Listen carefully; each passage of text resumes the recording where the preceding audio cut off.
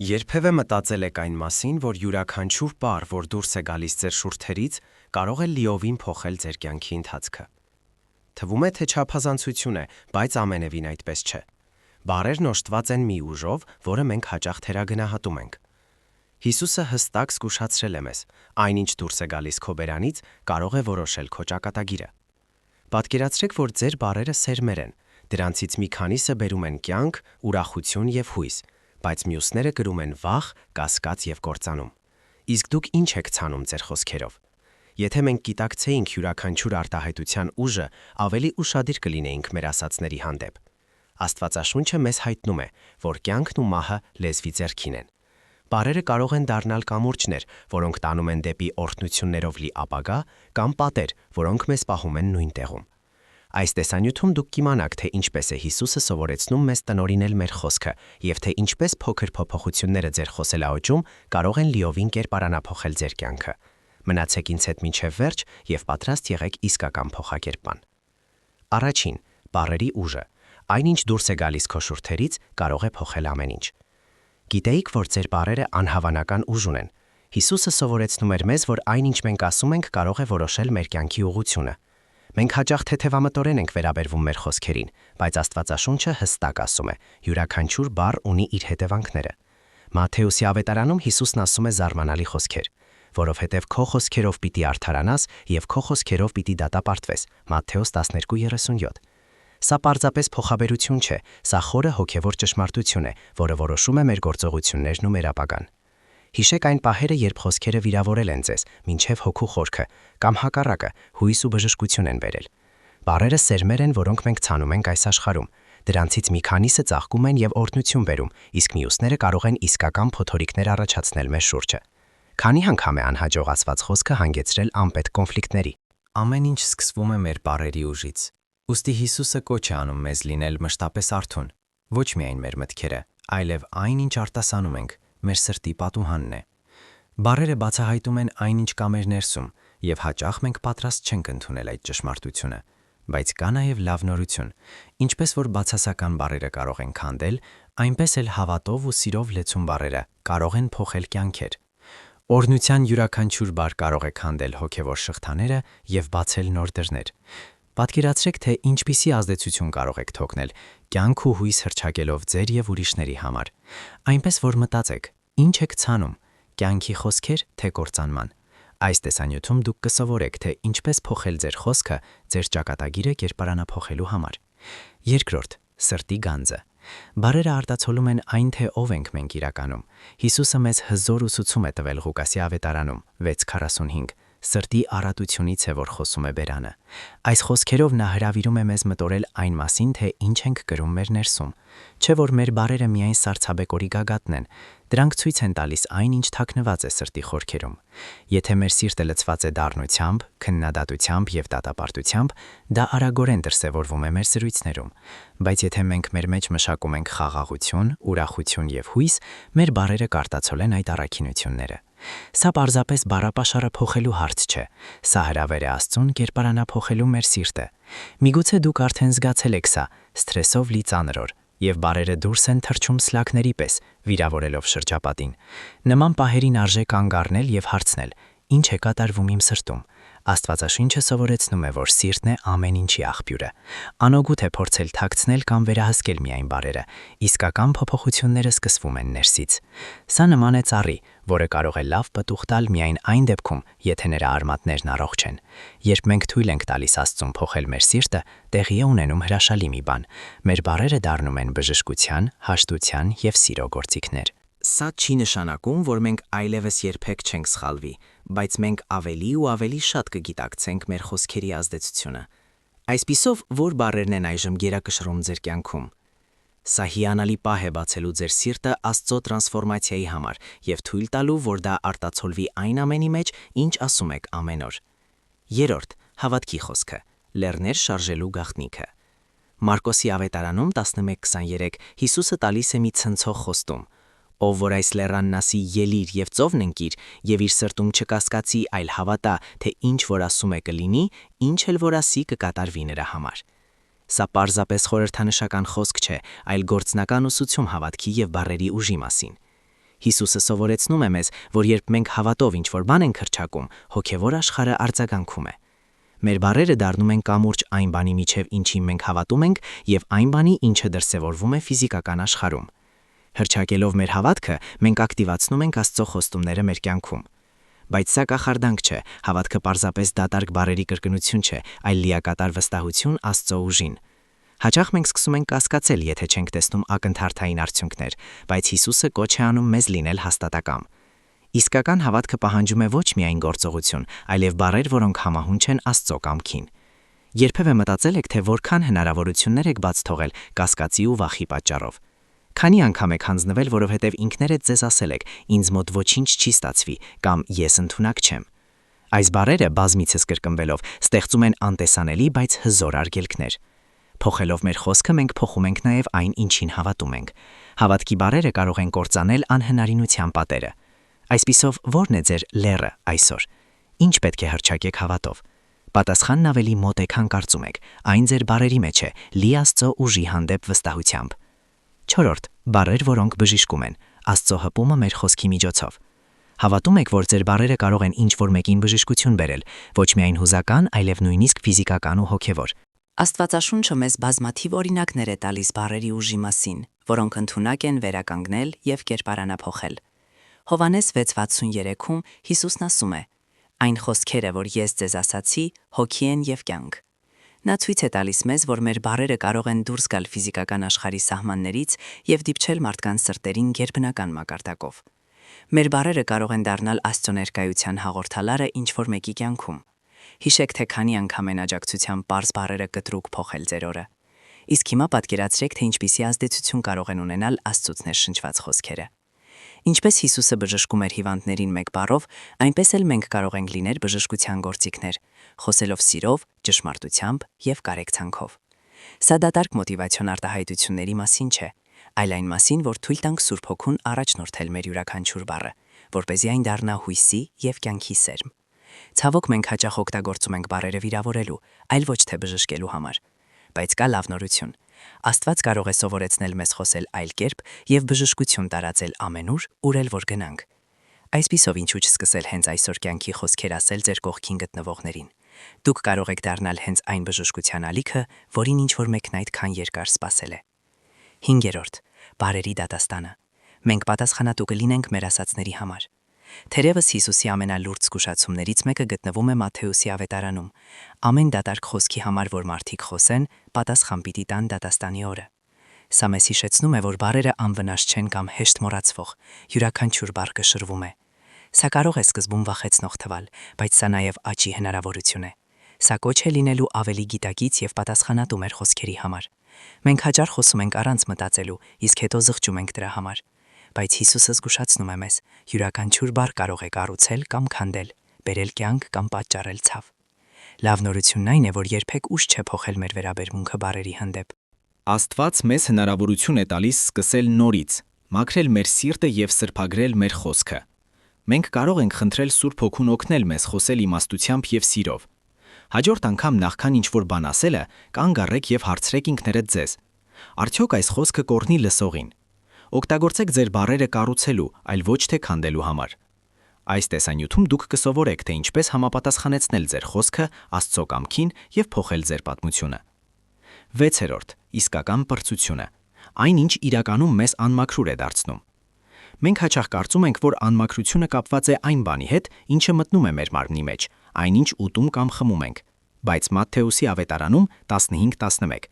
Հիսուսը մեզ տալիս է զարմանալի մի խրատ։ Ոչ թե այն է պղծում մարդուն, ինչ բերանով ներս է մտնում, այլ այն, ինչ բերանից դուրս է գալիս, դա է պղծում մարդուն։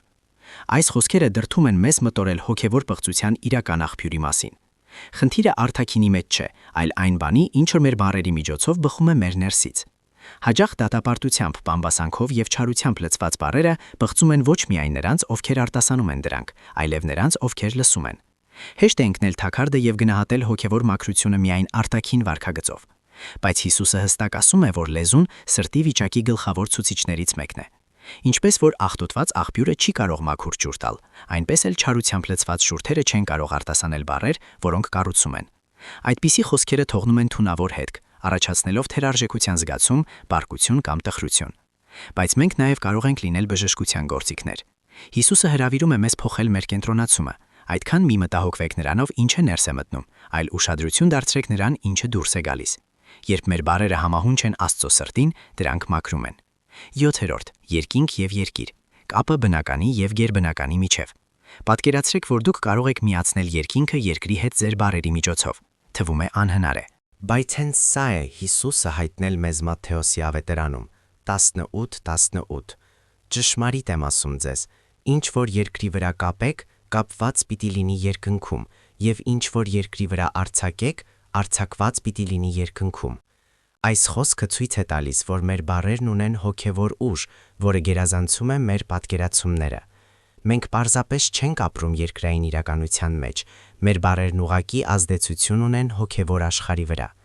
Հավատքի յուրաքանչյուր հռչակում կարող է բացել երկնային դռները, մինչդեռ կասկածի եւ վախի բառերը կարող են մեզ պահել պարտությունների շրջապտույտի մեջ։ Մտածեք դրա մասին։ Ամեն անգամ, երբ դուք ինչ-որ բան եք հռչակում, դուք հոգևոր սերմ եք ցանում։ Եթե դուք օրհնություն եւ հույս եք հռչակում, կհնձեք հաղթանակ, բայց եթե խոսում եք պարտության եւ հուսահատության բառեր, դուք կարող եք հնձել հենց այն, ինչից վախենում եք։ Ամեն ինչ սկսվում է նրանից, թե ինչ եք արտասանում։ Հիսուսը մեզ իշխանություն է տվել կապելու եւ արձակելու։ Մենք պարզապես դիտորդներ չենք մեր հոգևոր կյանքում, մենք ակտիվ մասնակիցներ ենք։ Մեր բառերը բանալիներ են, որոնք բացում կամ փակում են դռները թե բնական, թե հոգևոր աշխարհում։ Ուստի չափազանց կարևոր է, որ մեր բառերը համապատասխանեն Աստծո կամքին։ Երբ մենք խոսում ենք հավատով, մենք երկնային ուժ ենք արձակում մեր կյանքը։ Աստծո խոստումները դառնում են իրականություն, երբ մենք սկսում ենք հռչակել դրանք վստահությամբ եւ համոզվածությամբ։ Իսկ դուք որ դռներն եք ուզում բացել այսօր։ Ինչ բառեր պետք է սկսեք հռչակել երկինքը ձեր կյանքի հետ միացնելու համար։ 8. Մնալ Քրիստոսի մեջ, հզոր աղոթքի գաղտնիքը։ Հովհաննես 15:7 պարունակում է ամենահզոր խոստումներից մեկը. Եթե իմ մեջ մնաք եւ իմ խոսքերը ձեր մեջ մնան, ինչ որ կամենաք, խնդրեցեք եւ կլինի ձեզ համար։ Բայց ինչ է նշանակում մնալ Քրիստոսի մեջ։ Մնալը պարզապես հավատալը չէ, դա նրա հետ խորապես կապված լինելն է, ինչպես ջուղը որ թատունկին։ Երբ մենք համաձայնության մեջ ենք Աստծո կամքի հետ եւ նրա խոսքերը ապրում են մեր մեջ, մեր աղոթքները բարձրանում են նոր մակարդակի։ Դրանք այլևս պարզապես խնդրանքներ չեն, այլ հավատքի հռչակումներ, որոնք դիպչում են Աստծո սրտին։ Քանի անգամ ենք մենք աղոթել եւ արդյունքներ չենք տեսել, հարցնելով ինքներդ մեզ. ինչու՞։ Պատասխանը թաքնված է այստեղ։ Երբ մենք մնում ենք Քրիստոսի մեջ, մեր բառերը դառնում են նրա բառերը, եւ երբ մենք հռչակում ենք նրա խոստումները, սկսում ենք տեսնել հրաշքներ։ Նման մնալը տեղի չի ունենում մեկ գիշերվա մեջ։ Դա Աստծո հետ մտերմության, նրա խոսքի ուսումնասիրության եւ նրան թույլ տալու ամենօրյա գործընթաց է, որպեսզի նա կերպարանափոխի մեր կյանքի յուրաքանչյուր ոլորտը։ Որքան խորն է մեր կապը նրա հետ, այնքան ավելի շատ են մեր բառերը արտացոլում նրա կամքը։ Երբևէ մտածեր եք, թե ինչպիսի ուժ կունենային ձեր աղոթքները, եթե դրանք լիովին համահունչ լինեին Աստծո սրտին։ Այսօր լավագույն օրն է սկսելու ավելի խորը մնալ Քրիստոսի մեջ եւ տեսնել, թե ինչպես են նրա խոստումները կատարվում։ 9. Իմաստուն մարդը։ Աստծո խոսքի գործնական կիրառման ուժը։ Մատթեոս 7:24-ում Հիսուսը նրան, ով լսում եւ կատարում է իր խոսքերը, նմանեցնում է մի իմաստուն մարդու, ով իր տունը կառուցեց ժայռի վրա։ Երբ սկսվեցին փոթորիկները, տունը կանգուն մնաց, որովհետև նրա հիմքն ամուր էր։ Այս փոխաբերությունը խորը դաս է Աստծո խոսքի ուժի մասին, երբ այն մարմնավորվում է կյանքում։ Բավական չէ պարզապես լսել կամ իմանալ գիրքը, պետք է կիրառել այն ամեն օր։ Միայն այդ դեպքում մենք պատրաստ կլինենք կյանքի փոթորիկներին։ Քանի անգամ ենք մենք լսել հզոր աստվածաշնչյան ուսմունքներ, բայց չենք կիրառել դրանք։ Արդյունքում մենք դառնում ենք խոցելի։ Բայց երբ մենք կառուցում ենք մեր կյանքը Աստծո խոսքի ճշմարտության վրա, մենք ձեռք ենք բերում անվտանգություն եւ կայունություն, նույնիսկ դժվար ժամանակներում։ Աստծո խոսքի պրակտիկան կերպարանափոխում է մեզ։ Ամեն անգամ, երբ մենք Հիսուսի ուսմունքը վերածում ենք գործողության, մենք ամրապնդում ենք մեր հոգևոր հիմքը։ Սա նման է տուն կառուցելուն, քարը քարի վրա, մինչև որ այն դառնա անսասան։ Հիսուսը երբեք չի խոստացել, որ մենք կխուսափենք փոթորիկներից, բայց նա խոստացել է, որ եթե կառուցենք իր խոսքի վրա, մենք կդիմանանք։ Իսկ դուք ինչի վրա եք կառուցում ձեր կյանքն այսօր։ 10. իսկական աշակերտներ, Աստծո խոսքին հնազանդվելու ուժը։ Հովհաննես 8:31-ը տալիս է ամենահստակ սահմանումներից մեկը, թե ինչ է նշանակում լինել Հիսուսի աշակերտը։ Եթե դուք իմ խոսքի մեջ մնաք, ճշմարտապես իմ աշակերտներն եք։ Խոսքը ոչ միայն լսելու կամ խոսքն իմանալու մասին է, այլ նրա մեջ մնալու։ Դա նշանակում է ապրել Հիսուսի ուսմունքին համապատասխան, նույնիսկ երբ դա զոհողություններ է պահանջում։ Խոսքին հնազանդվելն է, որ տարբերում է իսկական աշակերտներին։ Քանի անգամ ենք մենք սпасել փոփոխությունների մեր կյանքում, բայց տատանվել ենք, չհամարձակվելով կատարել այն, ինչ Աստված արդեն հանձնարարել է մեզ։ Հնազանդությունը կարող է դժվար լինել, բայց դա իսկական ազատության ճանապարհն է։ Հնազանդության յուրաքանչյուր քայլ բացում է նոր դռներ եւ մեզ ավելի է մոտեցնում Աստծուն։ Աշակերտ լինելը հեշտ ճանապարհ չէ, բայց միակն է, որ արժեք ունի։ Երբ մենք մնում ենք խոսքի մեջ, մեր կյանքը լցվում է իմաստով եւ աստվածային առաջնորդությամբ։ Կասկածները տեղի են տալիս վստահությանը, որովհետև մենք հաստատված ենք ճշմարտության մեջ։ Հիսուսը կոչ է անում մեզ հնազանդ կյանքի, ոչ թե որպես ծանր բեռ, այլ որպես հրավեր վերապրելու լավագույնը, ինչ Աստված պատրաստել է մեզ համար։ Այսօր նա հրավիրում է ձեզ մնալ իր խոսքի մեջ եւ ապրել որպես իսկական աշակերտ։ 11-րդ Սուրբ Հոգին խոսում է մեր միջոցով։ Աստծո ձայնը մեր բառերում։ Երբևէ եղել է այնպես, որ դժվար պահին ինչ-որ մեկին ասել եք բառեր, որոնք հույս են տվել, եւ թվացել է, թե դրանք ձերը չեն, այլ ներշնչված են ինչ-որ մեծ բանից։ Հիսուսը բացահայտեց մեզ այս սարմանալի ճշմարտությունը Մատթեոսի ավետարանում 10:20, որովհետև ոչ թե դուք եք խոսելու, այլ ձեր Հոր Հոգին, որ խոսելու է ձեր միջոցով։ Սուրբ Հոգին ոչ միայն մխիթարում եւ առաջնորդում է մեզ, այլև խոսում է մեր միջոցով։ Ճգնաժամի պահերին, երբ մենք չգիտենք ինչ ասել կամ ինչպես վարվել, նա տալիս է մեզ ճիշտ բառեր, որոնք կարող են փոխել իրավիճակը եւ բերել իմաստություն ու կյանք։ Սա չի նշանակում, որ Սուրբ Հոգին վերահսկում է մեր յուրաքանչյուր բառը։ Մենք պետք է լինենք սկոն եւ կապված նրա հետ, որպեսզի լսենք նրա ձայնը։ Որքան շատ ենք մենք ձգտում Աստծո ներկայությանը, այնքան ավելի հաճախ են մեր բառերը ուղղորդվում նրա կողմից։ Դուք արդեն զգացել եք դա, այն անսպասելի բառերը, որոնք դարձան հստակ պատասխան ինչ-որ մեկի համար։ Երբ մենք թույլ ենք տալիս Սուրբ Հոգուն խոսել մեր միջոցով, մենք դառնում ենք Աստծո սիրո դեսպանները երկրի վրա։ Պատկերացրեք, թե քանի կյանք կարող է փոխվել շնորհիվ ձեր պատրաստակամության, թույլ տալու Աստծուն օգտագործել ձեր ձայնը։ Մյուս կողմից, անտեսելով այս առաջնորդությունը, մենք կորցնում ենք թանկարժեք հնարավորություններ։ Հաճախ մենք նախընտրում ենք խոսել մեր բնազդներով, առանց մտածելու, փոխանակ թույլ տալու Սուրբ Հոգուն առաջնորդել մեզ։ Բայց լավ նորությունն այն է, որ Աստված միշտ տալիս է մեզ երկրորդ հնարավորություն։ Այսօր խնդրեք Սուրբ Հոգուն կառավարել ձեր բառերը։ Նա կօգնի ձեզ ասել հենց այն, ինչը կօրհնի եւ կքաջալերի։ 12-րդ Բառեր, որոնք բժշկում եւ ազատագրում են։ Հիսուսի գերբնական հպումը։ Մատթեոսի ավետարանում 8:16 մենք տեսնում ենք մի ցնցող տեսարան։ Երբ երեկո եղավ, նրա մոտ բերեցին բազում դիվահարների, եւ նա խոսքով հանեց այս հոգիներին ի բժշկեց բոլոր հիվանդներին։ Տեսնում եք, ընդամենը մեկ խոսքով։ Երբ այն համաձայնեցված է Աստծո կամքի հետ, այն ունի ուժ։ Հիսուսի բառերը սովորական չէին, դրանք իրենց մեջ կրում էին բժշկության եւ ազատագրման զորություն։ Եվ նա կոչ է անում մեզ անել նույնը, կյանք հռչակելով մեզ եւ ուրիշների համար։ Քանի անգամ ենք մենք սահմանափակել մեզ բացասական բառեր ասելով մեր կյանքի մասին։ Քանի անգամ ենք հռչակել պարտություն, հիվանդություն եւ անհաջողություն, չգիտակցելով, որ դրանով հոգեվոր պատնեշներ ենք ստեղծում։ Ժամանակն է փոխել դա։ Բառերը կարող են դառնալ ուղիներ Աստծո ուժի դրսևորման համար։ Ինչպես Հիսուսը բժշկում եւ ազատագրում էր խոսքով, դուք նույնպես կարող եք դառնալ բժշկության աղբյուր շրջապատի համար։ Ամեն անգամ, երբ դուք հռչակում եք հավատք, հույս եւ սեր, դուք հոգեվոր փոխակերպման սերմեր եք ցանում։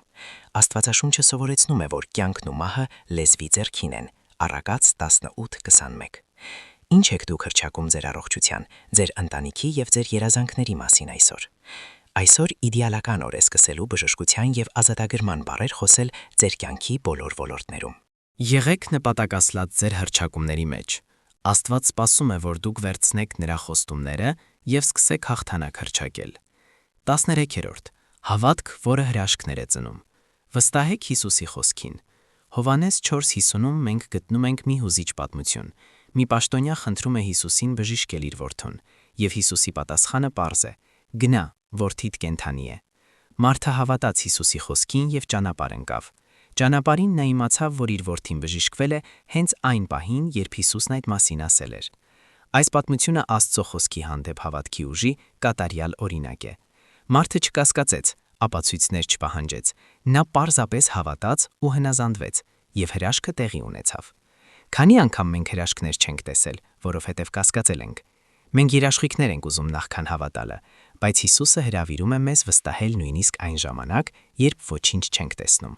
Հավատքը սկսվում է այնտեղ, որտեղ վերջանում է դրամաբանությունը։ Աստծո խոսքը դեռևս կենդանի է եւ գործուն։ Այն ամենը, ինչ նա խոստացել է, կկատարի։ Միակ բանը, որ խանգարում է մեզ զգալ դա, հավատքի պակասն է։